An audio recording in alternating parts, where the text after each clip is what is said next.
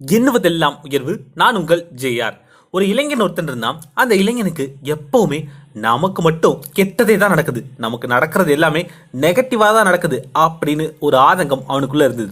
அதனால அவன் அதை நினைச்சு புலம்பிக்கிட்டே இருந்தான். ஒரு முறை அவன் படிக்கக்கூடிய ஒரு காலேஜில் ஒரு நல்ல இங்கிலீஷ் ப்ரொஃபஸர் ஒருத்தர் இருந்தாரு. சரி, அவர்கிட்ட போயிட்டு இதற்கு ஏதாவது ஒரு தீர்வு கேட்கலாம் அப்படின்னு அவர்கிட்ட போய் ஆசிரியர்கிட்ட நடந்தது எல்லாம் சொல்றான். எனக்கு நடக்கிறது எல்லாமே கெட்டதாக தான் நடக்குது. இந்த வாழ்க்கையில எனக்கு மட்டும் ஏன் தான் இப்படி நடக்குதுன்னே தெரியல. எனக்குள்ள ஒரே நெகட்டிவ் எண்ணங்களா இருக்கு. அதன் மூலம் எனக்கு எப்பவுமே கெட்டதே நடக்குது. இதுக்கு ஏதாவது ஒரு தீர்வு சொல்லுங்களேன் அப்படின்னு கேட்டான். அவன் சொல்றது எல்லாத்தையும் பொறுமையா அந்த ஆசிரியர் கேட்டுட்டு ஒரு விஷயத்த சொன்னார். உனக்கு மட்டும் கெட்டதே நடக்குதா? சரி, அது எல்லாத்தையும் விடு. நான் ஃபர்ஸ்ட் வார்த்தைகளோட ஒரு மேஜிக்கை பத்தி உங்ககிட்ட சொல்றேன். இங்கிலீஷ்ல நிறைய வார்த்தைகள் ஒரே அளவான எழுத்துக்களை தான் கொண்டிருக்கும். அது பத்தி உனக்கு தெரியுமா? அதாவது ரிச்சும் 4 எழுத்து தான், புவரும் 4 எழுத்து தான், பாஸும் 4 எழுத்து தான்.